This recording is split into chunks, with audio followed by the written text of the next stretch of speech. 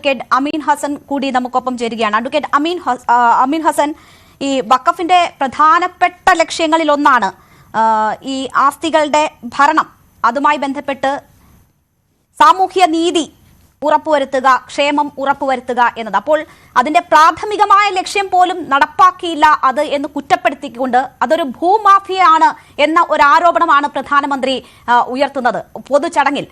വഖഫിനെതിരെ പ്രതിഷേധം ഇത്രയധികം ശക്തമായിരിക്കുമ്പോൾ സാമൂഹ്യനീതി ഉറപ്പുവരുത്താനാണ്, ഭൂമാഫിയക്കെതിരെയാണ് തങ്ങൾ ഈ നിയമ ഭേദഗതി കൊണ്ടുവന്നിരിക്കുന്നത്, മുസ്ലിങ്ങളിലെ തന്നെ ഏറ്റവും താഴെത്തട്ടിലുള്ള ആളുകൾക്ക് ഗുണപരമായ മാറ്റമാണ് ഉണ്ടാക്കിയിരിക്കുന്നത് പറയുമ്പോൾ അതിന്റെ ഒരു പ്രതിഫലനം എന്താകുമെന്ന് താങ്കൾ കരുതുന്നു? ഒന്നാമത്തെ കാര്യം, ഏപ്രിൽ 14 ഡോക്ടർ അംബേദ്കർ നരേന്ദ്രമോദിയെ പോലുള്ള ഒരു ഫാസിസ്റ്റിനെ എന്താണ് ഓർമ്മിപ്പിക്കുന്നത് എന്നാണ് നമ്മൾ ആലോചിക്കുന്നത്. ഡോക്ടർ അംബേദ്കറുടെ ഒരു കോട്ട് തന്നെ വായിച്ചുകൊണ്ട് ഈ ചർച്ചയിൽ അഭിപ്രായം പറയാമെന്ന് ഞാൻ വിചാരിക്കുകയാണ്.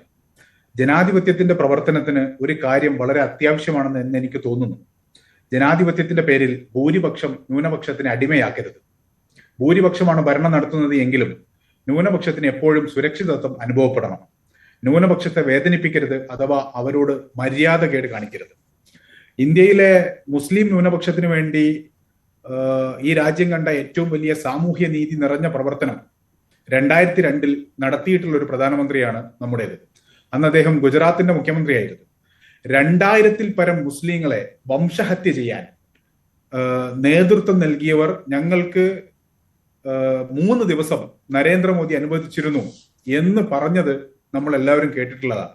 അന്ന് ഇദ്ദേഹം ഈ പറയുന്ന പാവപ്പെട്ട മുസ്ലിം സ്ത്രീകളെ, ഗർഭിണികളായ സ്ത്രീകളുടെ ഭ്രൂണം പുറത്തെടുത്ത് പെട്രോൾ ഒഴിച്ച് കത്തിച്ചിട്ട് 1.5 പതിറ്റാണ്ടിലധികം ഒരു മുസ്ലിം സ്ത്രീ സുപ്രീം കോടതി വരെ അതിശക്തമായ നിയമ പോരാട്ടം നടത്തി തന്റെ കുടുംബാംഗങ്ങളെ, പിഞ്ചു കുഞ്ഞുങ്ങളെ ബലാത്സംഗം ചെയ്യുന്നത് കാണേണ്ടി വന്ന ഒരു സ്ത്രീ നിയമ പോരാട്ടം നടത്തി ചില സംഘപരിവാർ പ്രവർത്തകരെ ശിക്ഷിക്കുവാൻ ഇന്ത്യയിലെ കോടതികൾക്ക് സാധിച്ചു. അതിന്റെ ചരിത്രമൊന്നും ഞാൻ പറയുന്നില്ല. ആ ആളുകളോട് ഗുജറാത്തിലെ ഭരണകൂടം ചെയ്തത് എന്താണ്, അവരെ എങ്ങനെയാണ് പുറത്തുവിട്ടത് എന്ന് നമ്മൾ കണ്ടിട്ടുള്ളതാണ്. അതുകൊണ്ട് നരേന്ദ്രമോദിയുടെ സാമൂഹ്യ നീതി പ്രഭാഷണത്തെക്കുറിച്ച് ഒരു ചർച്ച തന്നെ അപ്രസക്തമാണ് എന്ന് ഞാൻ കരുതുന്നു. യഥാർത്ഥത്തിൽ ഇതിന്റെ ഒരു വസ്തുതാപരവും ചരിത്രപരവുമായ യാഥാർത്ഥ്യങ്ങളെ മറച്ചുവെക്കാൻ ഈ തരത്തിലുള്ള പ്രോപ്പഗണ്ടകൾ മതി എന്ന് നരേന്ദ്രമോദിക്ക് തോന്നുന്നത് ഇതിന്റെ വസ്തുതകൾ ചർച്ച ചെയ്യാൻ പലപ്പോഴും നമ്മുടെ മുഖ്യധാര മാധ്യമങ്ങൾ തയ്യാറാവാതിരിക്കുമ്പോഴാണ്. എങ്ങനെയാണ് വഖഫ് അമെൻഡ്മെന്റ് ആക്ട് 2013 ഉണ്ടാവുന്നത്? സച്ചാർ കമ്മീഷന്റെ റെക്കമെൻഡേഷനുകളിൽ ഇന്ത്യയിലെ മുസ്ലിം ജനവിഭാഗങ്ങൾ ഏറെ പിന്നാക്കമാണെന്നും അതിൽ തന്നെ അവരുടെ വഖഫ് സ്വത്തുക്കൾ വ്യാപകമായി അന്യാധീനപ്പെട്ടിട്ടുണ്ടെന്നും പറയുന്നു.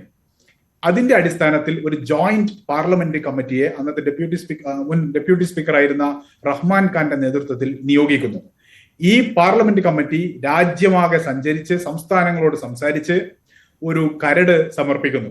ആരായിരുന്നു ആ പാർലമെന്റ് കമ്മിറ്റിയിൽ ഉണ്ടായിരുന്നത്? ഇപ്പോൾ കേന്ദ്ര മന്ത്രിസഭയിലുള്ള രാജ്നാഥ് സിംഗ് ഉണ്ടായിരുന്നു, സുഷമ സ്വരാജ് ഉണ്ടായിരുന്നു. അദ്വാനി അടക്കമുള്ള ആളുകൾ യുനാനിമസ് ആയി പാസാക്കിയ നിയമമാണ് 2013 വഖഫ് അമെൻഡ്മെന്റ് ആക്ട് എന്നും ആ ആക്ടിനെയാണ് ഇപ്പോൾ ഇവർ കിരാതം എന്ന് വിളിക്കുന്നതെന്നും നമ്മൾ ആലോചിക്കണം. അങ്ങനെയായിരുന്നുവെങ്കിൽ എന്തിനാണ് സുഷമ സ്വരാജും രാജ്നാഥ് സിംഗും അടങ്ങുന്ന JPC കമ്മിറ്റി യുനാനിമസ് ആയി വഖഫ് സ്വത്തുകൾ അന്യാധീനപ്പെടുന്നതിനെതിരായ ഒരു നിയമം പാസാക്കാൻ തീരുമാനിക്കുന്നത്? അന്നത്തെ സാഹചര്യം എന്തായിരുന്നു? ഇന്ത്യയൊന്നാകെ കോർപ്പറേറ്റുകളും സംസ്ഥാനങ്ങളും അടക്കം വഖഫ് സ്വത്തുക്കൾ കൈയേറ്റം ചെയ്യുകയും വഖഫ് സ്വത്തുക്കൾ ഒന്നാകെ അന്യാധീനപ്പെടുകയും ചെയ്യുന്ന ഒരു സാഹചര്യം ഉണ്ടാകുന്നു. ഈ വഖഫ് സ്വത്തുക്കൾ ഉപയോഗപ്പെടുത്തിയാൽ തന്നെ സച്ചാർ കമ്മീഷൻ മുന്നോട്ട് വെച്ച ഇന്ത്യയിലെ ഏറ്റവും പിന്നാക്കം നിൽക്കുന്ന, വലിയ രീതിയിലുള്ള പിന്നാക്കാവസ്ഥ നേരിടുന്ന, എല്ലാ അർത്ഥത്തിലും സാമ്പത്തികമായി, സാമൂഹികമായി, രാഷ്ട്രീയമായി, വിദ്യാഭ്യാസപരമായി പിന്നാക്കം നിൽക്കുന്ന മുസ്ലിം സമുദായത്തിന്റെ പ്രശ്നങ്ങൾ ഒരു പരിധിവരെ പരിഹരിക്കും. ഞാൻ പൂർത്തീകരിക്കട്ടെ. അതായത് BJPയുടെ ഒരു ഘടകകക്ഷി സുപ്രീം കോടതിയിൽ ഇന്ന് നരേന്ദ്രമോദി പറഞ്ഞത് എന്താ? ആദിവാസികളുടെ ഭൂമി, ഗോത്രവംശജരുടെ ഭൂമി സംരക്ഷിക്കുമെന്നാണ്. BJPയുടെ ഒരു ഘടകകക്ഷി സുപ്രീം കോടതിയിൽ ഹർജി നൽകിയിട്ടുണ്ട്. അവരുടെ പ്രധാന വാദം എന്താണെന്ന് അറിയാമോ? ഇത് ഗോത്ര ജനവിഭാഗങ്ങളുടെ അവകാശങ്ങളെ നിഷേധിക്കുന്നു. കശ്മീരിലെ, ത്രിപുരയിലെ, ലക്ഷദ്വീപിലെ ഒന്നും മുസ്ലിങ്ങൾക്ക് വഖഫ് ചെയ്യാൻ കഴിയില്ല. ഈ നിയമത്തിലെ ക്ലോസ് അനുസരിച്ച് ആ പ്രശ്നം ചലഞ്ച് ചെയ്തുകൊണ്ട് NDAയിലെ ഒരു ഘടകകക്ഷി സുപ്രീം കോടതി പിടിച്ചിരിക്കുകയാണ് ഈ വ്യാജങ്ങൾ നരേന്ദ്രമോദി പ്രചരിപ്പിക്കുന്നത് എന്ന് നമ്മൾ കാണേണ്ടതാണ്. ശ്രീ അമീൻ തന്നെ സൂചിപ്പിച്ചു ഈ വഖഫിന്റെ അന്യാധീനപ്പെട്ടു പോയ ഭൂമി മതി മുസ്ലിം ന്യൂനപക്ഷ വിഭാഗങ്ങളുടെ പ്രശ്നങ്ങൾ പരിഹരിക്കാനെന്ന്. പക്ഷെ നോക്കൂ, അവിടെ നിന്ന് ഇങ്ങോട്ട് അതിന്റെ യഥാർത്ഥ രീതിയിൽ ഉപയോഗിക്കപ്പെട്ടില്ല എന്ന യാഥാർത്ഥ്യത്തിലേക്കാണ് മോദി ഇവിടെ വിരൽ ചൂണ്ടുന്നതെന്നാണ് അദ്ദേഹം പറയുന്നത്.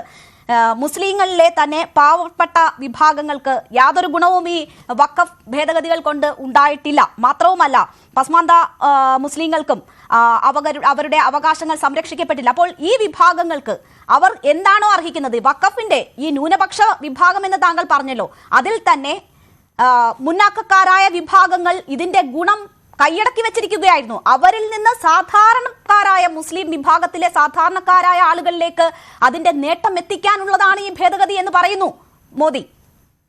അതിന്റെ ഒരു പ്രശ്നം വെച്ചാൽ ഈ ചോദ്യം തന്നെ ഉയരുന്നത് വഖഫിന്റെ അടിസ്ഥാനം എന്താണെന്ന് മനസ്സിലാക്കുമെങ്കിൽ നരേന്ദ്രമോദി പറയുന്ന കള്ളങ്ങളൊന്നും നമ്മൾ എടുത്ത് ചർച്ചയ്ക്ക് പോലും എടുക്കൂല.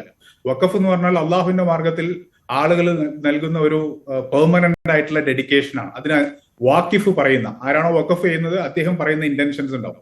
ജാമിയ മില്ലിയ എന്ന് പറയുന്ന ഇന്ത്യയിലെ ഏറ്റവും പ്രധാനപ്പെട്ട ഒരു കേന്ദ്ര സർവകലാശാല വഖഫാണ്. അലിഗഡ് മുസ്ലിം യൂണിവേഴ്സിറ്റി വഖഫാണ്. ഇങ്ങനെ ആയിരക്കണക്ക് വഖഫുകൾ നിങ്ങൾക്ക് കാണാൻ കഴിയും. മുസ്ലിങ്ങൾക്ക് മാത്രമല്ല ഇന്ത്യയിലെ മുഴുവൻ ജനങ്ങൾക്കും ഉപകാരപ്പെടുന്ന രീതിയിലുള്ള വഖഫ് ഭൂമി നിങ്ങൾക്ക് കാണാൻ കഴിയും. ഇത് നല്ല ഒന്നാന്തരം ഒരു പച്ചക്കള്ളത്തിന്റെ പ്രചാരണമാണ്. എങ്ങനെ വഖഫ് ഭൂമിയുടെ അന്യാധീനപ്പെടലുണ്ടെങ്കിൽ ഏറ്റവും കൂടുതൽ വഖഫ് അന്യാധീനപ്പെടുത്തി വെച്ചിരിക്കുന്ന ഇന്ത്യയിലെ കോർപ്പറേറ്റുകളുണ്ട്, റിലയൻസ് അടക്കമുള്ള കോർപ്പറേറ്റുകൾ. അത് നമുക്ക് ചർച്ച ചെയ്യാം. ആരാണ് ഇന്ത്യയിലെ ഭൂമി അന്യാധീനപ്പെടുത്തി വെച്ചിരിക്കുന്നത്, ആരാണ് വഖഫ് ഭൂമിയുടെ ഏക്കർ കണക്കിന് ഭൂമികൾ, ആരാണ് വഖഫ് ഭൂമി കയ്യേറിയിരിക്കുന്നത് എന്ന വസ്തുതകൾ ഡാറ്റ വെച്ചുള്ള ചർച്ച ചെയ്യാം. പസ്മന്ത മുസ്ലിങ്ങൾക്ക് ഇത് ഉപയോഗപ്പെട്ടിട്ടില്ല. ഇന്ത്യയിലെ സ്ത്രീകൾക്ക്, സവിശേഷമായി സ്ത്രീകൾക്ക് മാത്രമായി വഖഫ് ഭൂമി ഉപയോഗപ്പെടുന്നില്ല. ഇതെന്തോ ഭൂമാഫിയ, ഇതിന് എന്ത് ഡാറ്റയുള്ളത്? അദ്ദേഹം പറയുന്നതിന് എന്ത് അടിസ്ഥാനമാണ് നിങ്ങൾക്കറിയോ? എന്ത് അടിസ്ഥാനമാണുള്ളത്? ഒരു അടിസ്ഥാനവുമില്ല. പച്ചക്കള്ളം പറയുന്നു. അതെന്തോ ഒരു ആർഗ്യുമെന്റായി ഉന്നയിക്കുന്നു. അത് നമ്മൾ എങ്ങനെ ചർച്ച ചെയ്യാനാണ്? ശരി, ഞാൻ താങ്കളിലേക്ക് തിരിച്ചെത്താം.